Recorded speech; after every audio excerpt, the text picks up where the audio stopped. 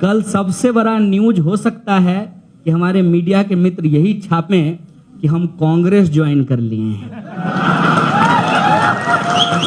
तो एक एक गांव नाप दीजिए और पूरे देश में यह मैसेज दीजिए कि हम अलग अलग राजनीतिक दल के लोग एक साथ हुए हैं, एकजुट हुए हैं, तो सिर्फ कुर्सी बचाने के लिए नहीं, संविधान और देश की रक्षा करने के लिए एकजुट हुए हैं। और मैं उम्मीद करता हूं कि अगर आप एकजुट होने के लिए तैयार हैं तो हमको तो होना ही पड़ेगा ना।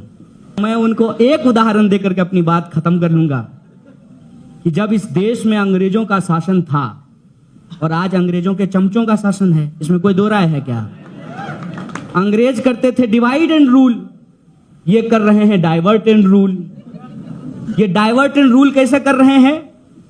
एक तरफ 12,000 किसान आत्महत्या कर लेते हैं, उन्हीं किसानों की जमीन छीन करके किसानों के देश के सबसे बड़े नेता सरदार पटेल की 182 फीट ऊंची मूर्ति बना देते हैं। बताइए, मूर्ति बनाने के लिए भी इनको कांग्रेसी ही मिला। क्या क्राइसिस है। जिस गांधी की हत्या की, आज भी इनको इतना हिम्मत नहीं है कि पब्लिकली कहें नाथूराम गोडसे जिंदाबाद, जरा बोल करके दिखाएं। फिर ये देश इनको बताएगा कि ये देश गांधी का है कि मोदी का है, यह 2 मिनट में फैसला हो जाएगा। 15 लाख आपके खाते में नहीं आया, 2 करोड़ वो हमको पता है नहीं आया है, आई नो। 2 करोड़ नौकरी नहीं मिली, महिलाओं के साथ बलात्कार हुए, सबसे अजीब बात समझिए, और उसके सम्मान में, बलात्कारियों के सम्मान में झंडा लेकर के ये लोग रैली निकाले। बताइए, कौन झंडा का अपमान कर रहा है? कौन देश का अपमान कर रहा है? और देशभक्ति का प्रमाण पत्र मुसलमान से मांग रहे हैं? जो कोई बोलता है सरकार के खिलाफ, उसको तुरंत एंटी नेशनल कह दिया जाता है। अब आपके खिलाफ ट्वीट होने वाला है, अगला एंटी नेशनल आप है। ये स्थिति, ये खौफ इन्होंने पैदा किया ताकि इनकी नाकामियों पे कोई सवाल नहीं खड़ा करे। लेकिन एक बात बताइए, हमारे यहाँ कहावत है बिहारी में, खाया हुआ शरीर और नहाया हुआ शरीर नहीं छुपता है। ठीक है, तो आपकी जो नाकामी है वो खुद ही चिल्ला चिल्ला करके बोल रही है कि कुछ नहीं किया, कुछ नहीं किया, कुछ नहीं किया। और इसीलिए जब भी कुर्सी हिलती हुई नजर आती है तब राम जी याद आते हैं। अब राम जी इनका भला करें, इसमें हमको कोई दिक्कत नहीं है।